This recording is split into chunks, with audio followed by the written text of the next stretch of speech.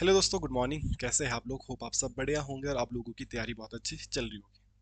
तो दोस्तों, थंबनेल आपने देखा होगा या आपने लाइन देखी होगी कि आज हम विश्व की जलधाराएं पढ़ेंगे। विश्व को भूगोल हम पढ़ रहे थे और विश्व के भूगोल में एक टॉपिक आता है समुद्री जलधाराएं। ठीक है, वाटर करंट और समुद्री जलधाराएं, आज इन्हीं को हम पढ़ने वाले हैं। प्लीज आगे की 1-1.5 मिनट मेरी बात सुनना, फिर उसके बाद स्किप करना होगा तो स्किप करना, पढ़ना होगा तो पढ़ना। मैं कह रहा हूँ कि जो जलधारा वाला टॉपिक है ना, यूट्यूब में या पेड क्लासेस में या ऑफलाइन क्लासेस में आपने पहले भी पढ़ा होगा काफ़ी बच्चों ने। पर मैं कह रहा हूँ कि जिन्होंने भी क्लास अटेंड करी होगी, 90 से 95% ऐसा है कि जिनके ऊपर से गया समझ में नहीं आया। हो सकता है कि आप 5-10% वाले हो कि आपको पहली बार में समझ में आ गया, मगर ये टॉपिक मैंने ऑफलाइन में पढ़ा है, खुद से भी देखा है, बच्चों को पूछते हुए देखा है। जब मैं पढ़ता था तो बच्चे सीट पे पूछने आते थे। तो मतलब कहने का तात्पर्य ये है कि ये जो वाटर करंट या समुद्री जल धाराओं वाला टॉपिक है, यूट्यूब में बहुत बड़े बड़े टीचरों ने भी पढ़ाया है, फ्री में, पेड कोर्स में भी पढ़ाया है, लाखों में व्यूज आते हैं, मिलियंस में व्यूज आते हैं। मगर मैं कह रहा हूँ कि अगर इसका परसेंटेज निकाला जाए ना, तो 90% बच्चे पढ़ने के बाद ऊपर से निकल जाते हैं कि क्या चीज़ है। ठीक है, और अगर आपको ये टॉपिक कंप्लीट करना है और आप एक्चुअल मायनों में इस टॉपिक को पढ़ना चाहते हैं, क्योंकि बहुत सारे बच्चों के कमेंट्स भी आते हैं कि ये वाला टॉपिक, ये वाला टॉपिक, ये वाला टॉपिक पढ़ा दो, आप देखना मेरे चैनल पे। तो मैं ये कह रहा हूँ कि मैं टॉपिक गारंटेड है ऐसे पढ़ाऊंगा आपको कि आपको पहली बार में समझ आ जाए, गारंटी दे रहा हूँ। और ये भी गारंटी देता हूँ कि ऐसा यूट्यूब में है ही नहीं पढ़ाया हुआ। पूरा यूट्यूब मैंने भी पढ़ा है, पूरा यूट्यूब मैंने भी छाना है। ऐसा हो सकता है कि मुझसे अच्छा पढ़ाया होगा, अगर आपको वो लगता है तो, क्योंकि आपको क्या पता उन्हीं का अच्छा लगे। पर अगर मैं कह रहा हूँ कि ऐसा पढ़ा, इस तरीके से नहीं पढ़ाया गया होगा जिस तरीके से मैं पढ़ा रहा हूँ, आप देखना। ठीक है, दूसरी बात, इस टॉपिक को 1 घंटे 1.5 घंटे के लेक्चर में कंप्लीट किया जा सकता है। मैं इस टॉपिक को 4 अलग अलग लेक्चर में पढ़ाऊंगा। भले 20 मिनट 25 मिनट का लेक्चर हो, कोई लेक्चर 10 मिनट का भी हो सकता है, पर पढ़ाऊंगा 4 अलग अलग लेक्चर। अब आपको सीखना है तो अब मेरे हिसाब से सीखेगा, सिखाऊंगा मैं। और आप इन 4 लेक्चर को अटेंड करके देखना कि आपको लगे कि वाकई में हम इस टॉपिक पर बहुत अच्छे से कमांड बना चुके हैं। एक साथ सब कुछ लिखा दूंगा, सब कुछ पढ़ा दूंगा, आपने वैसे ही लिखना, पढ़ना हो जैसे बच्चे पढ़ते हुए आ रहे हैं। लिखा पढ़ा उस समय, फिर भूल गया, समझ ही नहीं आया। 6 महीने बाद पेपर में क्वेश्चन टपका, क्या था है समझ ही नहीं आ रहा। इसीलिए इसको 4 हिस्सों में बांटा है मैंने। अब छोटे छोटे हिस्से हो गए तो छोटे हिस्से को आप आराम से पचा सकते हो, हजम कर सकते हो। पूरा एक साथ नहीं पचा सकते आप, क्योंकि थोड़ा मुश्किल टॉपिक है। तो इसको मैंने 4 छोटे छोटे भागों में डिवाइड किया है। इन 4 छोटे छोटे भागों को एक एक करके हम पढ़ेंगे। और आज वाली जो क्लास होगी आपकी, विदाउट मैप होगी। आज मैं जलधाराएं कहती किसे हैं, गर्म जलधाराएं क्या होती, ठंडी जलधाराएं क्या होती, जहां पे वो दोनों मिलते हैं वहां पे क्या होता है, समुद्र विज्ञान का पिता किसे कहते हैं, कितनी जलधाराएं किसी व्यक्ति के नाम, किसी साइंटिस्ट के नाम पे पड़ी हुई है, समुद्र में होते कितने समुद्रों में जलधाराएं होती हैं, जलधाराएं हमेशा किस दिशा में चलती है, जलधाराएं हमेशा पूर्व से पश्चिम ही क्यों चलती है। आज मैं आपको सारे ये पॉइंट बताऊंगा। आज आपके सारे फैक्ट क्लियर हो जाएंगे और कल से आप मैप के अकॉर्डिंग पढ़ोगे। 3 महासागरों में जलधाराएं होती है, हिंद महासागर में, प्रशांत महासागर में, अटलांटिक महासागर में। तो 3 महासागरों को एक एक करके हम पढ़ेंगे और आज हम फैक्ट वाली क्लास पढ़ेंगे। अब आपने यहां तक मेरी बातों को सुन लिया होगा, अब बारी है मुझे अपने आप को प्रूव करने की। तो शुरू करते हैं महासागरीय जलधाराएं पढ़ना। और आज आपको महासागरीय जलधाराओं से रिलेटेड पूरे फैक्ट लिखाऊंगा, जलधाराएं पढ़ाऊंगा नहीं। और फिर 3 क्लासेस और आएंगी, छोटी छोटी क्लासेस होंगी, और 3 महासागरों को अलग अलग दिन पर हम पढ़ेंगे। रीजन ये है कि आज जो मैं फैक्ट लिखाऊंगा, कल तक के पूरे फैक्ट याद हो जाने चाहिए। समझ में नहीं आएंगे तो नेक्स्ट क्लास में कमेंट कर देना। कल जब हम हिंद महासागर की जलधाराएं पढ़ेंगे, तो हिंद महासागर की जलधाराएं समझाने के बाद, पढ़ाने के बाद 10 मिनट में मैं निकल जाऊंगा। फिर आपका पूरा दिन रहेगा कि उस 10 मिनट को पचाना, बिना देखे उसको ड्रॉ करना, हिंद महासागर की आकृति कैसी है, कौन सी जलधारा नीचे जा रही, कौन सी ऊपर जा रही, कौन सी ठंडी है, कौन सी गर्म है, उसको पचाना। फिर हम जाएंगे अटलांटिक में, फिर ऐसे ऐसे कंटिन्यू करेंगे। तो आपका टाइम ज़्यादा वेस्ट कर दिया। इंपॉर्टेंट था, बताना जरूरी था एज ए टीचर। बाकी आप ही हो जो हो, है ना, आप ही फैसला लोगे समझ में आया या नहीं आया। ठीक है, अपनी तरफ से मैं बेस्ट प्रयास कर लेता हूँ और मेरी तरफ से बेस्ट प्रयास यही रहेगा। आज की हेडिंग डालेंगे समुद्री जलधाराएं। समुद्री जल धाराएं, वाटर करंट। समुद्री जल धाराओं से क्या क्या फैक्ट बन सकते हैं, उन सभी फैक्टों पे आज हम क्या करेंगे, चर्चा करेंगे और देखते हैं क्या क्या क्वेश्चन बन सकते हैं। सबसे पहले बात, एक एक करके पॉइंट लिखूंगा। समुद्री जल धाराएं, समुद्री जल धाराएं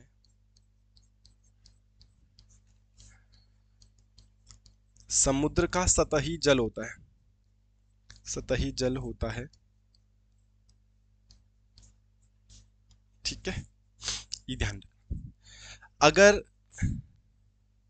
ये समुद्र है, मैंने पानी का एक पात्र बनाया है और इसमें पानी है पूरा भर रखा है, तो जो धाराएं है ना, जल धाराएं, वाटर करंट है, जो पानी मूव हो रहा है इधर से उधर, जो पानी ये इधर से उधर, ये सिर्फ ऊपर का है, सतह का, ऊपर का ही पानी है। नीचे वाला जो पानी है वो स्थिर रहता है, वो नहीं हिल पाता।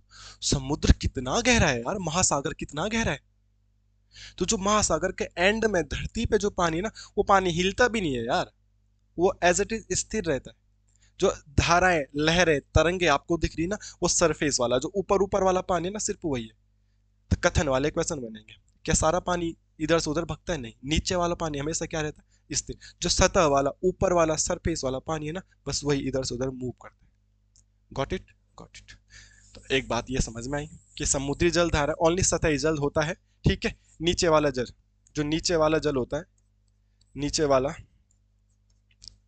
समुद्र का पानी या समुद्र का जल या नीचे वाला समुद्री जल क्या रहता है, स्थिर रहता है। ठीक है, तो ये बात आपको क्लियर हुई है। ऊपर ही ऊपर का घूमता है, वही नीचे वाला नहीं घूमता। इस पॉइंट में तो क्या ही दिक्कत है समझने में, क्लियर कट है। अब दूसरा पॉइंट, समुद्री जल धाराओं को मैं शॉर्टकट में वाटर करंट लिखूंगा, डब्ल्यूसी लिखूंगा। तो समुद्री जल धारा जो वाटर करंट होती है, हमेशा, कथन वाला क्वेश्चन बनेगा, बहुत सारे बच्चों को पता भी नहीं। समुद्री जल धारा हमेशा पूर्व से पश्चिम की ओर, पूर्व से पश्चिम की ओर चलती है, पूर्व से पश्चिम की ओर चलती है। समुद्री जल धाराओं की दिशा अगर आपसे पूछ ली जाए, तो समुद्री जल धाराएं जो उत्पन्न होती है वो पूरब से पश्चिम की ओर उत्पन्न होती है। ये वाला पॉइंट भी आपको हमेशा याद रखना है। कोई बोलेगा वाई, तो रीजन ये है क्योंकि हमारी जो पृथ्वी होती है, हमारी पृथ्वी वेस्ट टू ईस्ट घूमती है। अब पृथ्वी जब anti clockwise west to east घूमती है, तो उसी की वजह से जो पृथ्वी के सतह पर 75% पानी है, वो उसका अपोजिट ईस्ट टू वेस्ट या क्लॉकवाइज घूमता है। ठीक है, पूरब से पश्चिम को आप अंग्रेजी में क्या बोल सकते हैं, क्लॉकवाइज बोल सकते हैं, और वेस्ट से ईस्ट को आप क्या बोल सकते हैं, एंटी क्लॉकवाइज बोल सकते हैं।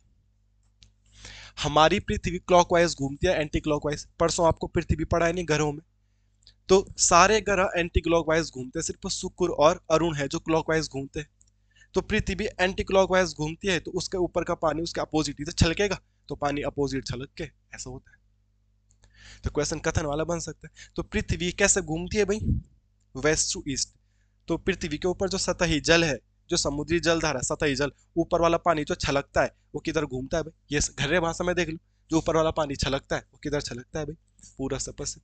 अब गढ़वाली में बिल्कुल नेचुरल वाली भाषा में बता रहा हूँ, तो ये तो हो सकता है। पूरी बाल्टी बाल्टी आपने भरी है, बाल्टी अगर इधर धक्का लगाएगी तो उसका पानी इधर को छलकेगा, और जो पानी का बाल्टी पूरी भर रखी आपने, तो ऊपर ऊपर वाला पानी इधर से नीचे जाता है, जो नीचे वाला पानी उसको ज्यादा फर्क पड़ता नहीं। दो पॉइंट थे, दोनों पॉइंट क्लियर। बताओ क्या पॉइंट समझ में नहीं? समुद्री जलधाराओं के सारे फैक्ट क्लियर हो जाएंगे, आपको ध्यान रखना। तीसरा पॉइंट, वाटर करंट ओनली प्रशांत महासागर, प्रशांत महासागर, हिंद महासागर, अटलांटिक महासागर में उत्पन्न होती। वाटर करंट इन्हीं तीनों में उत्पन्न होता है, क्योंकि जो आर्कटिक ऊपर वाला है वहां मैक्सिमम बर्फ ही जमी रहती है, और जिस महासागर में मैक्सिमम जो ध्रुवों वाले महासागर है, ग्लोब का ऊपर नॉर्थन पोल नीचे साउथर्न पोल, तो ध्रुवों पे तो बर्फ जमी रहती है। जिन महासागरों में अधिकतम बर्फ ही जमी होगी तो वहां धाराएं कहाँ होगी? आपने एक कटोरे में पूरा बर्फ जमा रखा है तो वहां धाराएं कहाँ होंगी? वहां तो बर्फ ही बर्फ है, धाराएं वहां होंगी ना जहां बर्फ नहीं है। तो मुख्यतः समुद्री जल धाराएं कितने महासागरों में उत्पन्न होती, प्रश्न बनेगा। तो समुद्री जल धाराएं 3 महासागरों में उत्पन्न होती।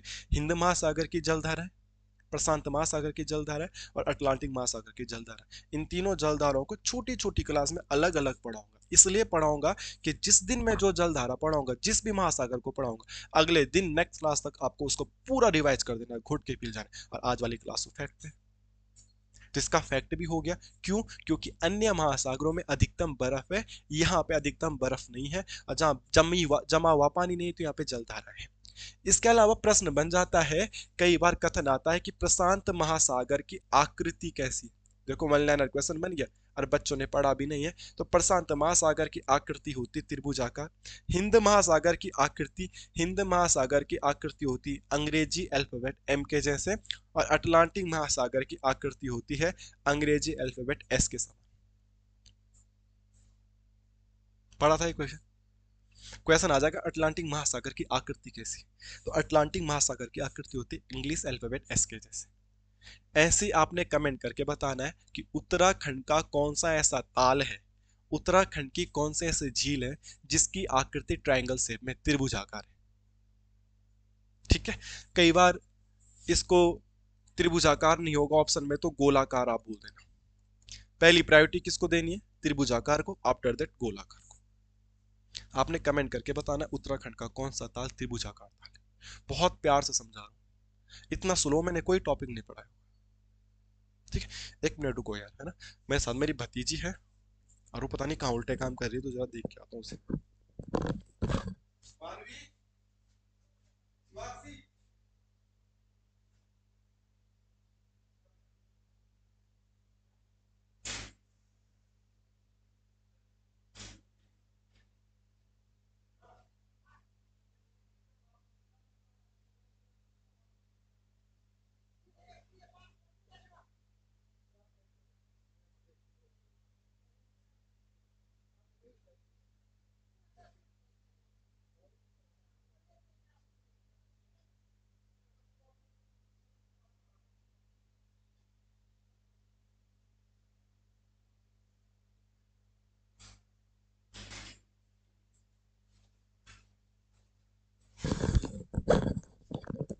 बच्चे आंख के सामने से 2 मिनट गायब होते, कुछ ना कुछ उल्टे काम कर देते। चलो ठीक है, ये बात क्लियर है आपका?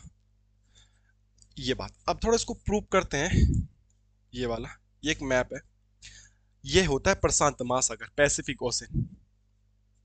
ये है पैसिफिक ओशन इधर, प्रशांत महासागर। ठीक है, ये है अटलांटिक, मतलब आर्क अटलांटिक महासागर। ठीक है, ओशन, अटलांटिक को ए से लिखेंगे, जो भी लिखेंगे यार, अटलांटिक लिख देता हूँ मैं। और यहाँ पे भी प्रशांत, इधर प्रशांत है तो इधर भी प्रशांत महासागर होगा, और ये है हिंद महासागर। अब इधर को अगर आप देखोगे तो ये लगभग लगभग ऐसी आकृति बनेगी, इधर भी आप देखोगे तो लगभग लगभग ऐसी आकृति या ऐसी आकृति बनेगी।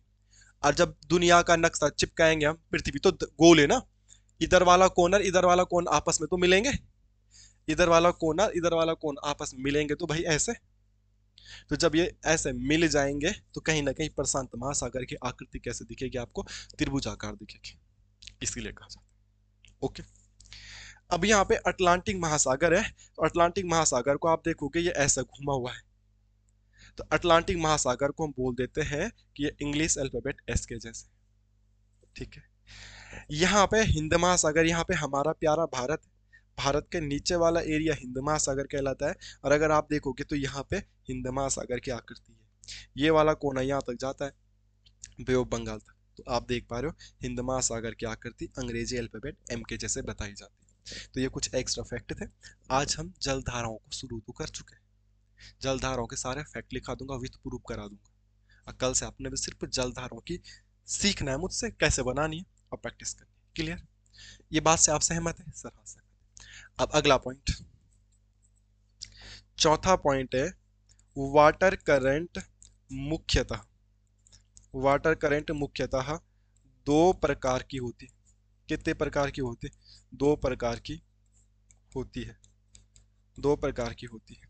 ठीक है, एक होती गर्म जल धारा, हॉट वाटर करंट, गर्म जल धारा, और एक होती है ठंडी जल धारा। अब ठंडी जल धारा और गर्म जल धारा तो ठीक है गुरुजी, बट पता तो चले कि ठंडी जल धारा किसे कहते हैं और गर्म जल धारा किसे कहते हैं, ये बात क्लियर होनी चाहिए। तो गर्म जल धारा उसे कहते हैं जो जल धारा, जो पानी विषुवत रेखा, विषुवत रेखा, जो पानी विषुवत, विषुवत को आप भूमध्य रेखा भी कह सकते हो, अंग्रेजी वाले से इक्वेटर कहेंगे, से ध्रुवों की तरफ जाएगी, पोलों की तरफ जाएगी। और सेम अपोजिट, जो जलधारा ध्रुवों से, पोलों की तरफ से, पृथ्वी की पोलों ध्रुवों से भूमध्य रेखा की ओर आएगी, भूमध्य रेखा की तरफ आएगी, उसको कहेंगे ठंडी। मेरे भाइयों, मेरे दोस्तों, अगर मैं समझाऊं आपको, तो ये पृथ्वी है गोल, ठीक है साहब। साहब इसके बीचों बीच से कौन सी लाइन गुजरती है? 0 डिग्री लाइन। हाँ साहब, कुछ दिन पहले सर आपने बताया था कि 0 डिग्री लाइन को भूमध्य रेखा भी कह सकते हैं, तो मैं भी अभी भी यही बोलूंगा। आपने सिखाया था गुरुजी भूमध्य रेखा को विषुवत रेखा भी कह सकते हैं, मैं बोलू आज भी बोलूंगा कि बिल्कुल सही बोला। अब हमने देखा सर, ये जो होते हैं, ये 66.5 से ऊपर, इसे बोलते हैं नॉर्थन पोल, या सर हिंदी में क्या बोलेंगे, इसे बोलेंगे उत्तरी ध्रुव। सर इसको बोलेंगे साउथर्न पोल, सर इसे हिंदी में बोलेंगे दक्षिणी ध्रुव। हाँ सर ठीक है। सर इधर भी मौसम हमेशा क्या रहेगा? ठंडा रहेगा। इधर हमेशा क्या जमी रहती है? बर्फ। सर इधर भी हमेशा मौसम क्या रहेगा? ठंडा। इधर क्या जमी रहती है? बर्फ। ठीक है साहब। सर ये भूमध्य रेखा है, तो इस पर सूरज की किरणें हमेशा सीधी पड़ती। सर इधर भूमध्य रेखा है, इधर सूरज की किरणें हमेशा सीधी पड़ती है, तो इधर ऑलवेज मौसम कैसा होगा? गर्म।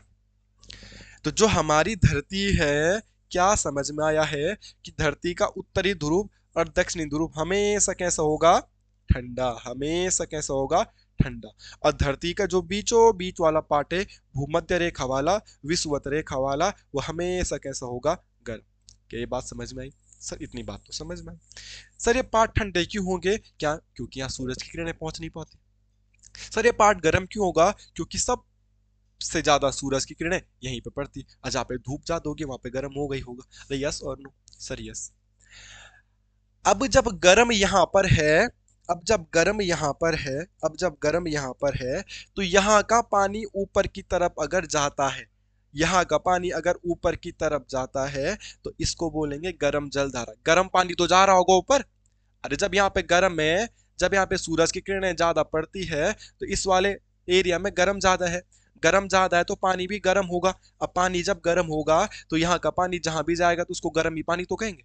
हाँ साहब ठीक है। चाहे यहाँ का पानी नीचे भी आ जाए, तो भी हम उसे क्या कहेंगे? गर्म पानी कहेंगे, गर्म जलदार। हाँ भाई ठीक है, समझ में। तो इसीलिए हमने कहा कि अगर कोई जल विषुवत रेखा से ध्रुवों की तरफ जाता है, कोई भी पानी भूमध्य रेखा से ध्रुवों की तरफ ऊपर जाता है उत्तरी ध्रुव, नीचे जाता है दक्षिणी ध्रुव, तो उसको क्या कहेंगे? गर्म जलधारा कहेंगे। इसीलिए हमने बोला उसे गर्म जलधारा कहेंगे। बट अगर कोई जलधारा, कोई पानी, कोई जलधारा, पानी तो है समुद्र का, अगर कोई जलधारा या कोई पानी ध्रुवों से ऊपर की तरफ जा रहा है, ध्रुवों से ऊपर की तरफ जा रहा है, ध्रुवों से ऊपर की तरफ जा रहा है, ध्रुवों से ऊपर की तरफ जा रहा है, ध्रुवों से नीचे की तरफ आ रहा है, तो हम उसको बोलेंगे ठंडी जलधारा। साहब यहाँ कैसा मौसम है? ठंडा। अब यहां से कोई भी पानी अगर इधर जाएगा, तो वो पानी कैसा जाएगा? ठंडा। यहाँ कैसा है साहब? ठंडा।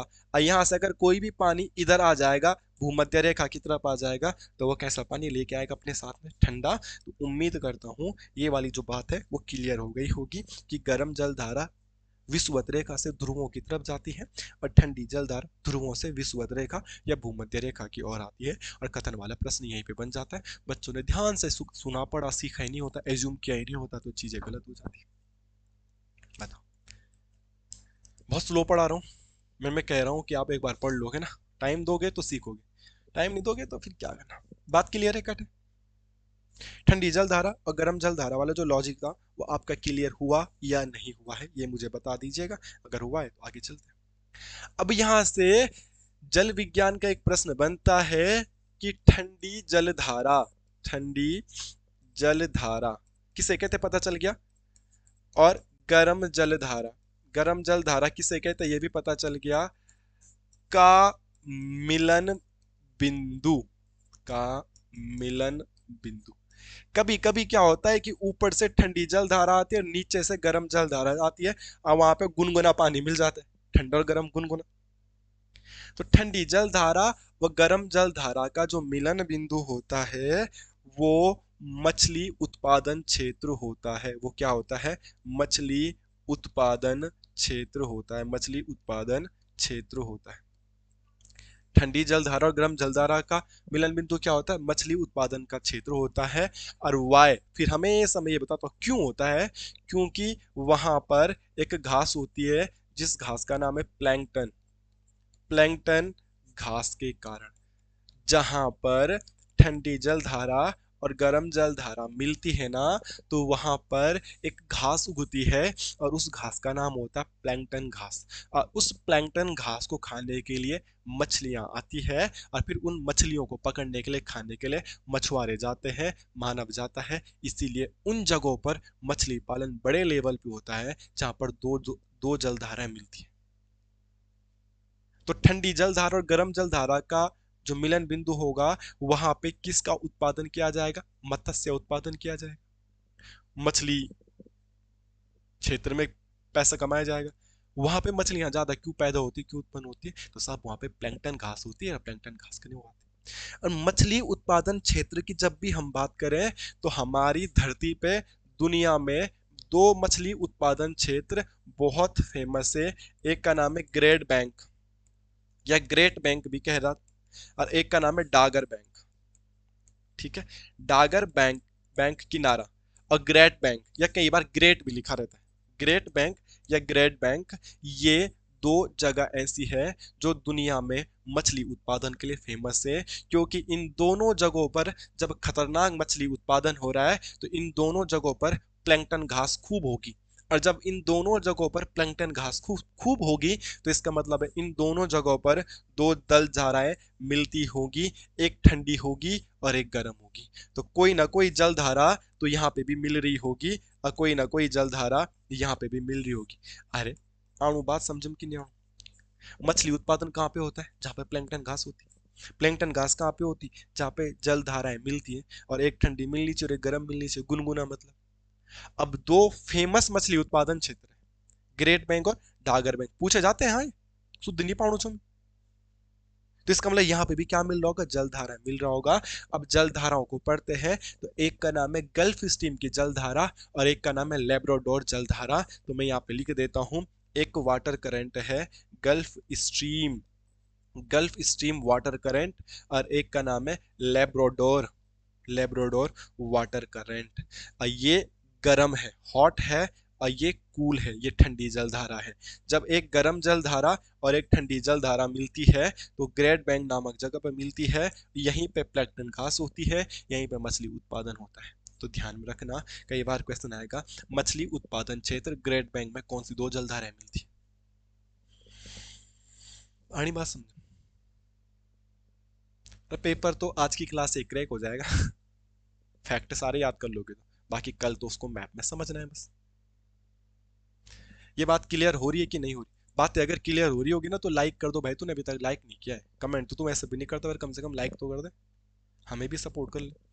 अब है डागर बैंक, तो यहाँ पे भी दो जलधारा मिलती होगी। तो यहाँ पे एक जलधारा मिलती है जिस जलधारा का नाम है कनारी जलधारा, और एक जलधारा मिलती है जिसका नाम है रैनल जलधारा। तो यहाँ पे भी एक वाटर करंट है जिसका नाम है रैनल की जलधारा, रैनल वाटर करंट, और एक का नाम है कनारी जलधारा, कनारी वाटर करंट। तो ये भी एक गर्म जलधारा है और ये भी एक ठंडी जलधारा है। और जहाँ पे गर्म हॉट वाटर करंट और कोल्ड वाटर करंट दोनों आपस में मिलते हैं, वहाँ पे प्लैंकटन घास होती है, उसको खाने मछली आती है, मछली को खाने के लिए हम लोग जाते हैं। और ये दो जगह बड़ा फेमस है। तो क्वेश्चन आएगा दो मछली उत्पादन क्षेत्र के लिए फेमस जगह ये है, क्यों है? सारी चीजें बता दी, बताओ। बात आई समझ में कि नहीं? हाँ सर बात समझ, इसमें क्या समझाना यार, ऐसी कोई बात नहीं है जो हमने समझा यार आपकी समझ में ना आए। Clear cut. तो ये कुछ बातें हमने समझी थी। अब जब हम विश्व के भूगोल पढ़ ही रहे हैं, विश्व के भूगोल में कुछ समय बाद आप पढ़ोगे हवाएं वाला टॉपिक, पछुआ पवने वाला टॉपिक। तो जब हम हवाएं पढ़ते हैं तो हवाओं से रिलेटेड एक रूल, एक नियम, एक वैज्ञानिक ने दिया है, और उस वैज्ञानिक का नाम है फेरल। तो उसको बोलते हैं फेरल का नियम। कभी आपने 10 11 12 में साइंस पढ़ी होती तो वहां पे भी पढ़ते आप फेरल का नियम, कुछ नियम पढ़ते थे ना।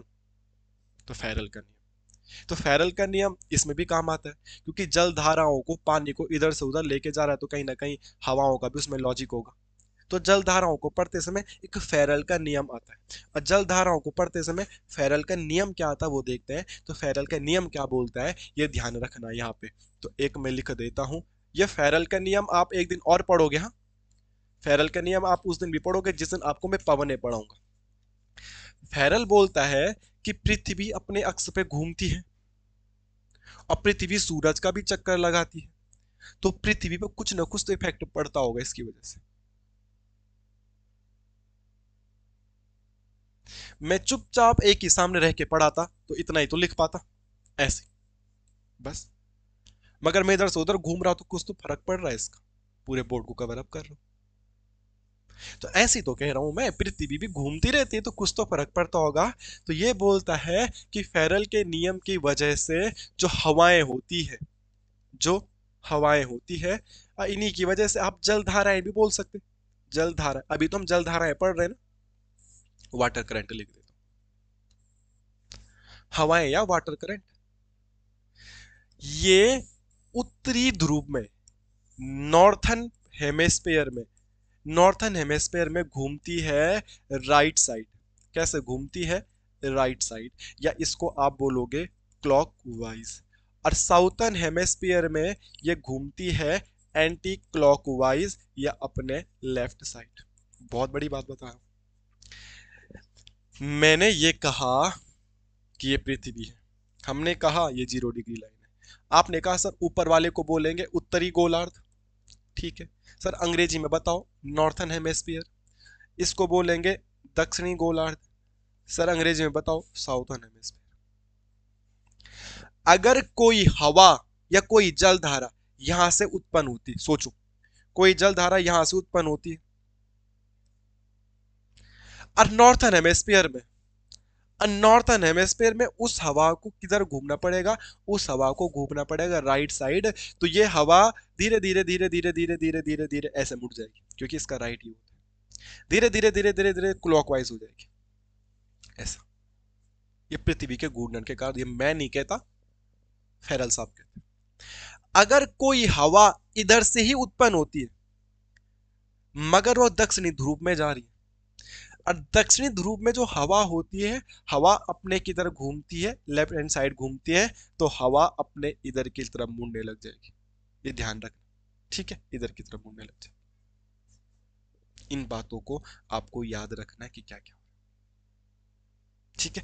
हवा अगर यहां से आ रही है और हवा का लेफ्ट किधर होगा, यहाँ पे आ रही तो हवा का लेफ्ट इधर होगा, तो हवा इधर आ जाएगी लेफ्ट लेफ्ट। ये बातें आप लोगों को क्लियर करके रखनी पड़ेगी किसी भी दिशा। हवा अगर यहां से उत्पन्न हो रही, हवा का उत्पन्न पॉइंट ये दक्षिणी गोलार्ध है, दक्षिणी गोलार्ध में किधर जाना है उसको? लेफ्ट। तो लेफ्ट यहाँ पे, हवा को ऊपर जाना है तो लेफ्ट इधर हो गया, तो धीरे धीरे धीरे धीरे इधर मुड़ जाएगी। हवा कहीं से भी उत्पन्न हो मैटर नहीं करता, मैटर क्या करना है कुछ समझ में नहीं आया, तो मैटर ये करता है, हमने तो ये सीखा था आप ऐसा बनाओ और यहाँ पे बना दो एस, यहाँ पे क्या बना दो? एस बना दिया। ये नॉर्थन हेमिस्फीयर में है तो हवा का मुंह किधर है? Right side. और ये साउथर्न हेमिस्फीयर है तो हवा का मुंह किधर है? Left side. बस। हवा कहां से भी उत्पन्न हो यार, क्या मतलब है? ऊपर होगी तो राइट घूमेगी, नीचे होगी तो लेफ्ट घूमेगी। अब बताओ, नहीं आना तो मत समझो। हवा सपोज करो यहां से उत्पन्न होती है, ठीक है, और इसको जाना है ऊपर। हवा सपोज करो यहां से उत्पन्न होती, इसको आना है नीचे। हवा सपोज करो यहां से उत्पन्न होती, इसको जाना है ऊपर। और हवा सपोज यहां से उत्पन्न होती, हवा को जाना है नीचे, ठीक है, मुंह उसका नीचे की तरफ। अब वो किधर की तरफ इफेक्ट डालेगी। नॉर्थन हेमेस्फीयर में हवा किधर जाती है बोलो? नॉर्थन हेमेस्फीयर में हवा किधर जाती बोलो? राइट। या हम क्या बोलेंगे? क्लॉकवाइज। राइट या क्लॉकवाइज, ठीक है। तो सर ये हवा नॉर्थन हेमेस्फीयर में है और इसका मुंह ऊपर की तरफ है, तो इसका राइट इधर है, तो इस हवा को आने वाले समय में ऐसा होना पड़ेगा, ऐसा होना पड़ेगा, ऐसा होना पड़ेगा। ये हवा ऐसे मूव होती रहेगी। मुंह उसको ऊपर को था तो इसका राइट इधर ही होता है, तो ये हवाएं ना धीरे धीरे ऐसे चलेंगी, धीरे धीरे कैसे चलेंगी? ऐसे चलेंगी। हवा यहां से पैदा हुई थी, बट हवा का जो फ्लो है वो नीचे। जब हवा का फ्लो नीचे की तरफ होगा और नीचे की तरफ होगा, तो इसका राइट किधर होगा? इसका राइट इधर हो जाएगा ना तब। तो ये जो हवा होगी ये धीरे धीरे ऐसे घूमेगी, ये धीरे धीरे ऐसे घूमेगी, धीरे धीरे ऐसे। ये हवा साउथर्न हेमेस्फीयर में इसका मुंह ऊपर को है, तो साउथर्न हेमेस्फीयर में हवा अपने लेफ्ट की तरफ मूव करती है, तो धीरे धीरे ये हवाएं अपने लेफ्ट में मूव करने लग जाएगी। साउथर्न हेमेस्फीयर में हवाएं अपने लेफ्ट में मूव करती है, तो धीरे धीरे ये अपने लेफ्ट में मूव कर जाएगी। यार लेफ्ट और राइट तो पता लग ही जाएगा यार अब आपको। बस आपको क्या याद रखना है कि नॉर्थर्न हेमेस्फीयर में हवाएं जल धाराएं अपनी राइट जाएगी, साउथर्न हेमेस्फीयर में हवाएं जल धारा अपने लेफ्ट जाएगी। राइट को आप क्लॉकवाइज कह सकते हैं, लेफ्ट को आप एंटी क्लॉकवाइज कह सकते हैं। मुझे नहीं लगता इससे ज्यादा कोई दिक्कत है। Clear cut. तो एक पॉइंट ये भी आता है, तो उम्मीद करता हूं ये वाला पॉइंट आप सब, ये मैं नहीं कहता, ये कौन कहता है? फेरल महोदय कहते हैं। तो आपको फेरल महोदय की ये बात भी ध्यान रखनी है कि नॉर्थर्न हेमेस्फीयर में अपने राइट साइड, साउथर्न हेमेस्फीयर में अपने लेफ्ट साइड, ये बात बिल्कुल क्लियर कट होनी चाहिए। ठीक है बात है? हाँ साहब ठीक है बात है। इसके अलावा जल धाराओं से रिलेटेड और भी पॉइंट पढ़ते हैं। अगला पॉइंट 30 एक और पॉइंट है कि तीन जल धाराएं, तीन जल धाराएं, तीन जलधारा ऐसे हैं जिनका नाम वैज्ञानिक के नाम पर पड़ा है, वैज्ञानिक के नाम पर पड़ा है। अब कम से कम आपको 20 से 25 जलधाराएं पढ़नी पड़ती, कम से कम आपको 20 से 25 जलधाराएं तो मिनिमम पढ़नी पड़ती जो पेपर में आती। इन 20-25 जलधाराओं में से तीन जलधाराएं ऐसी है जिनका नाम वैज्ञानिक के नाम से पड़ा है। किसके नाम से पड़ा है? वैज्ञानिक के नाम से पड़ा है। और बाकी जलधाराएं जिधर उत्पन्न होती है वहीं से उनका नाम है। मेडागास्कर में होती, मेडागास्कर की जलधारा। पेरू में उत्पन्न होती है, पेरू की जलधारा। ब्राजील में उत्पन्न होती है, ब्राजील की जलधारा। पश्चिमी ऑस्ट्रेलिया में उत्पन्न होती है, पश्चिमी ऑस्ट्रेलिया की जलधारा। पूर्वी ऑस्ट्रेलिया में उत्पन्न होती है, पूर्वी ऑस्ट्रेलिया की जलधारा। मगर मैं कह रहा हूं कि जलधाराओं में तीन जलधारा ऐसी है जो किसी साइंटिस्ट के नाम से उनका नाम पड़ा है, क्योंकि उन्होंने उन पर खूब रिसर्च किया है।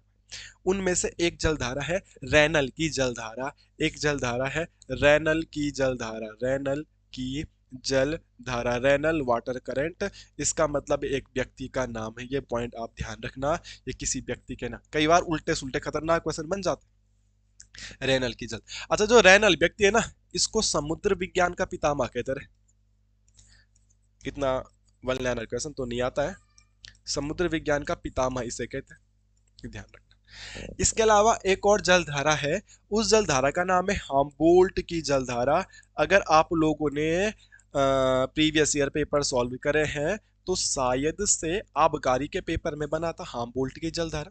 तो हाम्बोल्ट की जलधारा भी, हाम्बोल्ट एक आदमी का नाम है, उसकी वजह से उसका नाम हाम्बोल्ट की जलधारा पड़ी। असलियत में हाम्बोल्ट की जलधारा को पेरू की जलधारा भी कहते हैं, पेरू की जलधारा भी कहते हैं, क्योंकि पेरू तो क्या है? देश का नाम है। पेरू तो क्या है? देश का नाम है। अब मैंने कहा जिस देश में जलधारा होगी उसी के नाम से पड़ेगा उसका नाम, तो उसका नाम एक्चुअल में पेरू की जलधारा ही है। बट उस पर रिसर्च, उस पर खोजबीन, उसकी खोज, मैक्सिमम डाटा उस पर कलेक्ट किया था हाम्बोल्ट नामक व्यक्ति ने, तो पेरू की जलधारा को हाम्बोल्ट की जलधारा भी कह देते। क्या दिक्कत है? इसके अलावा एक और साइंटिस्ट है जिसका नाम है इरमिंजर, तो एक जलधारा ये भी है इरमिंजर की जलधारा। देखो जलधारा वाला टॉपिक अभी शुरू भी नहीं हुआ है, बट बहुत सारे फैक्ट हमने जान लिए। कल से जब आप मैप देखोगे तो मैप के अकॉर्डिंग तीन अलग अलग क्लासेस में छोटी छोटी क्लास बनाऊंगा। मेरा मोटो ही नहीं बड़ी क्लास बनाने का, चाहे कुछ भी कर लो, मेरे को पढ़ सिखाना है आप लोगों को ना, तो मेरे को पता है कैसे सीख पाओगे। तो कितने ऐसी जलधारा हैं जिनका नाम किसी साइंटिस्ट के नाम से पड़ा है? तो किसके नाम से पड़ा है साहब? तीन जलधारा। बाकी जलधाराओं का नाम कैसे पड़ता है साहब? बाकी जलधाराओं का नाम पड़ता है वो जहां उत्पन्न होती है उसी जगह से उसका नाम पड़ जाता है। मेडागास्कर में उत्पन्न होती है मेडागास्कर की जलधारा, मोजाम्बिक में उत्पन्न होती है मोजाम्बिक की जलधारा, ब्राजील में उत्पन्न होती है ब्राजील की जलधारा। मगर इन तीन जलधाराओं पे खूब रिसर्च करी है साइंटिस्टों ने, तो उनके नाम से ही पड़ गए। Deal done, deal done. यहां से बस अभी तो हम फैक्ट ही पढ़ रहे हैं ना, तो कुछ जलधाराओं वाली क्लास है, स्लो पढ़ा रहा हूँ, पूरे फैक्ट लिखा रहा हूँ। पेपरों में ये नहीं से आएगा क्वेश्चन, इन्हीं से निकल जाएगा, आगे तो दिक्कत भी नहीं होगी। ठीक है, आगे बढ़ते हैं।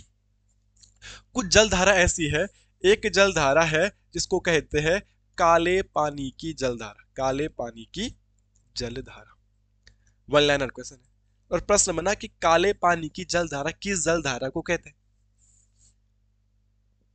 तो आपको पॉइंट याद करना है, एक जलधारा जिसका नाम है क्यूरोसियो की जलधारा। क्या है, आगे तो आपको पता चल जाएगा कि क्यूरोसियो की जलधारा गर्म है या ठंडी है, क्यूरोसियो की जलधारा। आगे आपको पता चल जाएगा कि क्यूरोसियो की जलधारा कहाँ उत्पन्न होती है, अटलांटिक में होती है, प्रशांत में होती है, हिंद महासागर में होती है। अभी तो मैं आपको पढ़ा ही नहीं रहा हूं ना भाई, अभी आपको फैक्ट पढ़ा रहा हूं। तो क्वेश्चन आएगा कि काले पानी की जलधारा किसे कहते हैं, आपने बोलना क्यूरोसियो की जलधारा। ये सारे फैक्ट आज ही इकट्ठा करके लिखा। क्यों, क्योंकि इसका पानी बहुत ज्यादा ब्लू है, नीट एंड क्लीन होगा ना, और डार्क ब्लू होने की वजह से काले पानी की जलधारा भी कह देते। इसके अलावा एक और आता है, एक क्वेश्चन आता है कि किस जलधारा को क्रिसमस के बच्चे की जलधारा, क्रिसमस के बच्चे की जलधारा कहते हैं।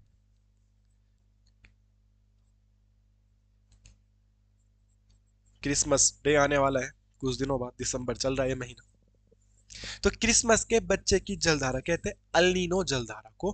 कहते हैं कि ये जो जलधारा है क्रिसमस के आसपास ही अपने पीक पॉइंट पे होती है, जब क्रिसमस लगता है मतलब दिसंबर एंड एंड में, उस टाइम पर ये जलधारा अपने पीक पॉइंट पे होती है। दैट्स व्हाई इस जलधारे को क्रिसमस के बच्चे की जलधारा कहते हैं, एल नीनो जलधारा। ध्यान रखना, एल नीनो जलधारा या एल नीनो वाटर करंट को क्रिसमस के बच्चे की जलधारा कहते हैं, ये पॉइंट आपने याद रखना। तो हमको पढ़नी थी जलधाराएं हैं, और एक्चुअल में हमने जलधाराएं आज पढ़ी भी नहीं है, बट हमने जलधाराओं को बहुत अच्छे डिस्कस किया कि ठंडी जलधाराएं क्या होती है, गर्म जलधारा क्या होती है, किन किन महासागरों में होती है, किधर उनकी दिशाएं होती है, उनकी दिशाएं पूरब से पश्चिम क्यों होती है, ये प्लैंक्टन घास कहाँ पे होती है, क्यों होती है, फेरल का नियम क्या होता है, और कितने जलधारा ऐसी है जो वैज्ञानिक के नाम से पढ़े हैं, और कितनी जलधाराओं से वन लाइनर क्वेश्चन बन सकते हैं वो हमने देखे। और एक लास्ट में आपने कमेंट करके बताना है, क्योंकि ये ग्रुप सी के पेपर में आता है कि किस जलधारा को यूरोप का गर्म कंबल कहते हैं, किस जलधारा को यूरोप का गर्म कंबल कहते हैं, ये आपने कमेंट करके बताना है। कुछ तो आपको भी मदद करनी पड़ेगी ना हमारी भाई। तो आज की क्लास को यहाँ पे करता हूँ मैं एंड। आज हमने पढ़ा जलधाराओं से रिलेटेड फैक्ट। कल वाली क्लासेस में आप मैप के अकॉर्डिंगली पढ़ेंगे जलधारा, छोटी सी क्लास होगी, जस्ट हम हिंद महासागर की जलधाराएं पढ़ेंगे। अब चाहे वो 5 मिनट में खत्म हो जाए, चाहे वो 10 मिनट में खत्म हो जाए, उससे ज्यादा नहीं पढ़ाऊंगा, पर जैसा मैं पढ़ा रहा हूँ आप फॉलो करोगे, सुनोगे, तो जलधाराओं से आपको कोई भी दिक्कत नहीं होगी। क्लास पसंद आई होगी तो कमेंट वगैरह जरूर कर देना, अपने दोस्तों को शेयर वगैरह कर देना, अगर आप चाहते हो अपने दोस्तों को भी भला हो तो। ठीक है, क्लास कैसी लगी जरूर मुझे बताना, कुछ कमी हो गई होगी तो मुझे माफ करना। मिलते हैं नेक्स्ट क्लास में, तब तक के लिए जय